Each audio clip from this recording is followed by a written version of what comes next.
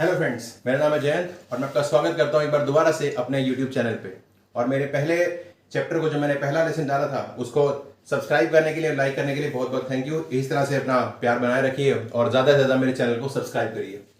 तो चलिए बात करते हैं आगे फर्दर रिएक्शंस के बारे में। तो हमने फर्स्ट जो यूनिट था हमारा, जो हमने फर्स्ट चैप्टर शुरू किया था, फर्स्ट वीडियो के अंदर हमने दो तरह के रिएक्शंस पढ़े थे, जिसे हम बोलते हैं, एक का नाम था कॉम्बिनेशन रिएक्शन और एक का नाम था डीकंपोजिशन रिएक्शन, जो बिल्कुल एक दूसरे से बिल्कुल अलग होते हैं। कॉम्बिनेशन में होता है जोड़ने का काम और डीकंपोजिशन में होता है तोड़ने का काम। तो ये हमारे दो रिएक्शंस कंप्लीट हो गए थे। उसमें कहीं कोई भी प्रॉब्लम हो तो प्लीज मुझे कमेंट में डाल दीजिएगा। मैं आपका प्रॉब्लम नेक्स्ट लेक्चर में बिल्कुल ठीक कर, मतलब ये लगा लीजिए, इसका सॉल्यूशन जरूर बता दूंगा आपको। आज हम बात करते हैं फर्दर दो और रिएक्शंस की। जो थर्ड हमारा रिएक्शन है उसका नाम है डिस्प्लेसमेंट रिएक्शन। अब अगर बात करें डिस्प्लेसमेंट रिएक्शन की, तो डिस्प्लेसमेंट का मतलब होता है एक ज्यादा रिएक्टिव जो एलिमेंट है या मेटल है, वो कम रिएक्टिव मेटल को उसके सॉल्ट के सॉल्यूशन के अंदर जाके उसे वहां से हटा देगा और उस मेटल की जगह वो अपने आप को, खुद को वहां लगा देगा। बहुत सिंपल सा एग्जांपल है, देखिए जिस तरह से आयरन है, आयरन को रिएक्ट किया जाता है कॉपर सल्फेट के साथ। तो अगर हम लोग रिएक्टिविटी सीरीज की बात करें तो आयरन और कॉपर में से ज्यादा रिएक्टिव है आयरन। तो क्या होगा, जब आयरन कॉपर सल्फेट के सॉल्यूशन के अंदर जाएगा तो कॉपर को वो वहां से बाहर निकाल देगा और कॉपर की जगह आयरन लग जाएगा। तो कॉपर सल्फेट जो बन जाएगा वो बन जाएगा आयरन सल्फेट प्लस कॉपर। इसका मतलब आयरन ज्यादा रिएक्टिव होने की वजह से वो कॉपर सल्फेट के सॉल्यूशन के अंदर जाता है और कॉपर सल्फेट के अंदर से कॉपर को बाहर निकाल के सल्फेट के साथ जाके खुद जुड़ जाता है। तो जो हमारा रिएक्शन बनता है वो बनता है कॉपर सल्फेट से बन गया आयरन सल्फेट। तो इसे बोलते हैं हम लोग डिस्प्लेसमेंट रिएक्शन। ज्यादा रिएक्टिव मेटल कम रिएक्टिव मेटल को उसके कंपाउंड के सॉल्यूशन के अंदर जाके उसे वहां से बाहर निकाल देता है। मैं आपको एक सिंपल सा एग्जांपल बताता हूं।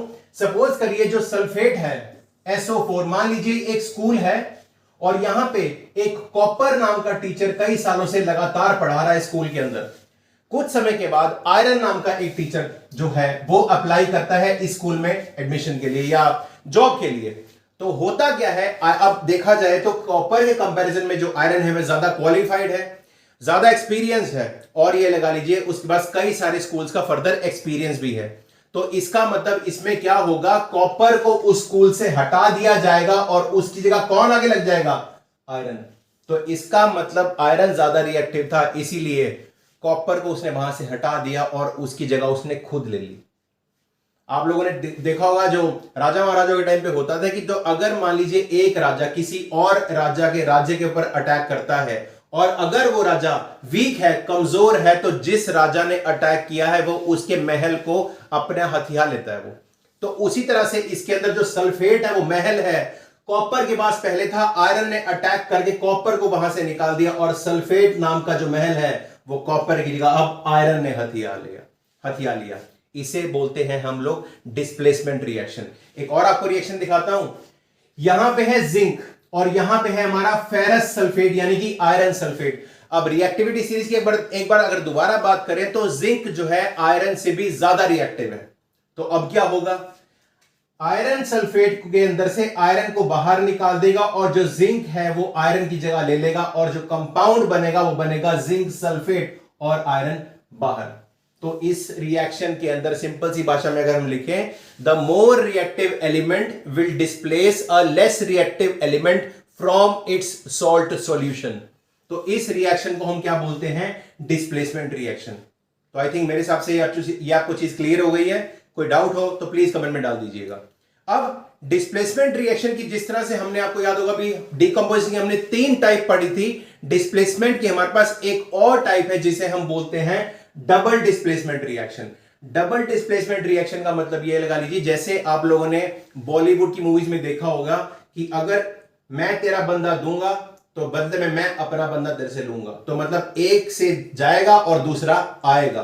तो इसके अंदर डबल डिस्प्लेसमेंट के अंदर 2 आयंस या 2 ग्रुप्स एक साथ अपनी पोजीशन बदलते हैं। एक तरफ से दूसरा जाता है और दूसरी तरफ से पहले की तरफ एक और चीज आ जाती है। बहुत सिंपल सा रिएक्शन है, आप जरा ध्यान दीजिए। ये देखिए, ये है सिल्वर नाइट्रेट AgNO3 और ये है NaCl नमक। अब इसमें डबल डिस्प्लेसमेंट रिएक्शन में होगा क्या, जो सिल्वर है, सिल्वर नाइट्रेट का साथ छोड़ के जाके जुड़ जाएगा क्लोरीन के साथ, तो सिल्वर और क्लोरीन जुड़ जाएंगे तो क्या बना, सिल्वर क्लोराइड। अब जैसे ही सिल्वर क्लोरीन के साथ जाके जुड़ेगा तो जो क्लोरीन के साथ सोडियम जुड़ा हुआ था वो अपनी जगह छोड़ देगा और सोडियम जाके जुड़ जाएगा NO3 यानी नाइट्रेट के साथ, तो बना सिल्वर क्लोराइड और सोडियम नाइट्रेट। तो सिल्वर गया यहां से राइट और सोडियम गया राइट से लेफ्ट, दो ग्रुप्स ने एक साथ अपनी पोजीशन बदल ली और प्रोडक्ट बनी सिल्वर क्लोराइड और सोडियम नाइट्रेट। अब इस रिएक्शन के अंदर एक खास चीज यह है कि इस रिएक्शन के अंदर आप देखें तो यहां पे एक नीचे की तरफ का एरो मैंने बनाया हुआ है। इस एरो का मतलब यह लगा लीजिए सिल्वर क्लोराइड जो है रिएक्शन के बाद नीचे बैठ जाता है, यानी कि इनसॉल्युबल प्रेसिपिटेट्स बनते हैं इसके। तो ध्यान रखिएगा जब भी हमारा डबल डिस्प्लेसमेंट रिएक्शन होगा हम इसको एक और नाम देते हैं जिसे बोलते हैं प्रेसिपिटेशन रिएक्शन, क्योंकि जब जब डबल डिस्प्लेसमेंट रिएक्शन होता है तब तब इनसॉल्युबल प्रेसिपिटेट्स बनते ही बनते हैं हर बार। इसीलिए डबल डिस्प्लेसमेंट रिएक्शन का एक और नाम है जिसे हम बोलते हैं प्रेसिपिटेशन रिएक्शन। और इसका एक और एग्जांपल मैं आपको शो करता हूं, ये देखिए, ये है बेरियम क्लोराइड। बेरियम क्लोराइड को जब आप Na2SO4 यानी सोडियम सल्फेट से रिएक्ट करते हैं फिर वही होगा, बेरियम जो है अपने जगह छोड़ के कहां जाएगा, सल्फेट के पास, और क्या बनेगा, बेरियम सल्फेट। और जैसे ही बेरियम सल्फेट से जुड़ा यहां पे जो Na2 था वो उठेगा और यहां पे Cl2 के साथ आके जुड़ जाएगा, तो बना BaSO4 और Na2 और Cl2 मतलब 2NaCl। तो ये रहा 2NaCl और ये रहा BaSO4। तो BaSO4 के आगे दोबारा से मैंने क्या लगाया हुआ है, एरो लगा हुआ है। इसका मतलब ये लगा लीजिए बेरियम सल्फेट फिर से प्रेसिपिटेट बनके नीचे बैठ जाएगा और नमक NaCl पानी में डिसॉल्व हो जाता है तो वो तो डिसॉल्व रहेगा, अनडिसॉल्व क्या रहा, बेरियम सल्फेट नीचे बैठ जाएगा। इसीलिए डबल डिस्प्लेसमेंट का एक और नाम याद रख लीजिएगा, इसे बोलते हैं हम लोग प्रेसिपिटेशन रिएक्शन। ये आई थिंक मेरे हिसाब से डबल डिस्प्लेसमेंट और डिस्प्लेसमेंट आपको क्लियर हो गया होगा। नहीं क्लियर हुआ तो please comment, I will solve your problem. Right, now comes the fourth reaction जिसे हम बोलते हैं रिडॉक्स रिएक्शन। अब जैसे नाम पता लगता है रिडॉक्स मतलब रिडक्शन प्लस ऑक्सीडेशन का कॉम्बिनेशन, रिडक्शन का रेड, ऑक्सीडेशन का ऑक्स, कंबाइन कर दिया तो क्या बना, रिडॉक्स। इसका मतलब रिडॉक्स रिएक्शन एक ऐसा रिएक्शन है जिसमें एक साथ एक टाइम पे रिडक्शन भी होती है और ऑक्सीडेशन भी होती है। लेकिन आज जो मैं आपको टॉपिक कराने वाला हूं वो मैं सिर्फ और सिर्फ अभी आपको सिर्फ ऑक्सीडेशन का कंसेप्ट समझाऊंगा ताकि आपको दिक्कत ना रहे। नेक्स्ट लेक्चर में हम लोग रिडक्शन के बारे में बात करेंगे, इस कंप्लीट रिएक्शन के बारे में बात करेंगे और आपका जो टाइप्स ऑफ रिएक्शन है नेक्स्ट लेक्चर में कंप्लीट हो जाएगा। राइट, तो अभी मैं आपको बताता हूं ऑक्सीडेशन। ऑक्सीडेशन अगर मैं आपको अभी 3 डेफिनेशन बताने वाला हूं, इन तीनों में से अगर कोई भी रिएक्शन फुलफिल हो रही है तो इसका मतलब वो जो रिएक्शन है उसे बोलते हैं हम लोग ऑक्सीडेशन। और अगर हम जनरल भाषा में बात करें तो ऑक्सीडेशन को जनरली हम क्या बोलते हैं, एडिशन ऑफ ऑक्सीजन। तो वही चीज हम लोग यहां पे डिस्कस करने वाले हैं। तो ऑक्सीडेशन की 3 डेफिनेशन है हमारे पास। तो पहली है एडिशन ऑफ ऑक्सीजन। इसका मतलब यह लगा लीजिए अगर आपके किसी मेटल में या किसी मॉलिक्यूल के अंदर ऑक्सीजन ऐड हो जाए तो क्या बन जाता है, मेटल ऑक्साइड बन जाता है। तो इसका मतलब क्या हुआ, आपके मेटल की ऑक्सीडेशन हो गई और क्या बना, मेटल ऑक्साइड। एग्जाम्पल देखिए एडिशन ऑफ ऑक्सीजन का, कॉपर प्लस ऑक्सीजन क्या बना, कॉपर ऑक्साइड CuO। तो कॉपर के अंदर ऑक्सीजन की एडिशन हो गई तो कॉपर की क्या हुई, ऑक्सीडेशन। तो इसे बोलते हैं addition of oxygen, copper oxide का बनना, एक चीज। दूसरी चीज होती है loss of hydrogen. Addition of oxygen हो या लॉस ऑफ हाइड्रोजन हो, दोनों को ही हम लोग ऑक्सीडेशन बोलते हैं। इसमें क्या होगा, ये देखिए, ये है हमारे पास हाइड्रोजन सल्फाइड प्लस है हमारे पास ऑक्सीजन। जब हम रिएक्ट करेंगे इन दोनों को तो क्या होगा, यहां से हाइड्रोजन निकल जाएगा और वो जाके जुड़ेगा ऑक्सीजन के पास। तो हमें ध्यान देखना सल्फर का, सल्फर का क्या हुआ, सल्फर H2S था, अब सिर्फ S रह गया। इसका मतलब यहां से हाइड्रोजन निकल गया तो ये भी क्या हुई, एक तरह की ऑक्सीडेशन, लॉस ऑफ हाइड्रोजन। यानी कि हाइड्रोजन सल्फाइड से क्या रह गया, सिर्फ सल्फर रह गया। इसका मतलब ये लगा लीजिए इसमें हो रहा है लॉस ऑफ हाइड्रोजन, तो इसका मतलब भी क्या होता है, ऑक्सीडेशन।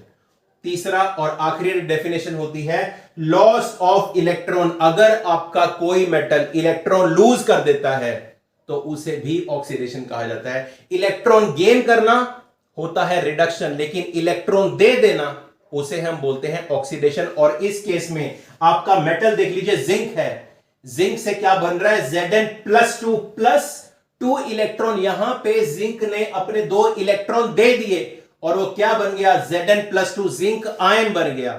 तो इसका मतलब भी होता है ऑक्सीडेशन। तो अगर हम ऑक्सीडेशन की बात करें तो 3 चीजें हैं, या तो एडिशन ऑफ ऑक्सीजन, या फिर रिमूवल ऑफ हाइड्रोजन, या फिर लॉस ऑफ इलेक्ट्रॉन। इन तीनों में से अगर कुछ भी होता है तो उस रिएक्शन को हम क्या बोलते हैं, ऑक्सीडेशन रिएक्शन। और जो रिडक्शन रिएक्शन होते हैं वो बिल्कुल इससे उल्टे होते हैं। हम नेक्स्ट लेक्चर में इसके बारे में पढ़ेंगे। तो अभी मैं अपने लेक्चर को यहीं खत्म करने की कोशिश अभी यहीं खत्म कर रहा हूं। और एक बार फटाफट से हमने जो आज पढ़ा उसे रिव्यू कर लेते हैं। तो हमने 2 तरह के रिएक्शन पढ़े। एक था डिस्प्लेसमेंट रिएक्शन, जिसके अंदर ज्यादा रिएक्टिव एलिमेंट कम रिएक्टिव एलिमेंट को हटा के उसकी जगह खुद ले लेता है, ठीक। दूसरा था हमारे पास डबल डिस्प्लेसमेंट। इसमें क्या होता है, 2 ग्रुप या 2 आयंस एक टाइम पे अपनी पोजीशन बदल लेते हैं।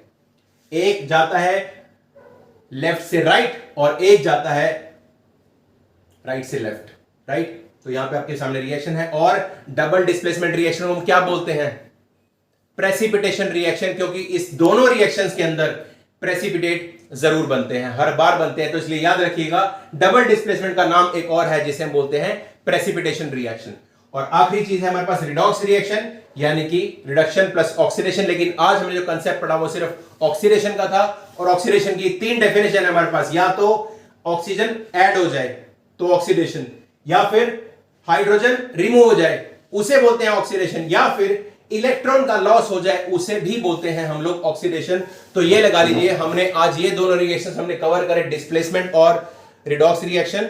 तो ये लगा लीजिए, नेक्स्ट लेक्चर के अंदर मैं इनसे आगे कंटिन्यू करूंगा और आपका जो रिएक्शन है पूरा कंप्लीट कर दूंगा। तो आज के अगर रिएक्शन में अगर आपके आज के लॉग में अगर कोई प्रॉब्लम दिखाई दी हो तो प्लीज मुझे बताइएगा। और आज के अभी मैं आपका लेक्चर यहीं खत्म करता हूं। Thank you very much.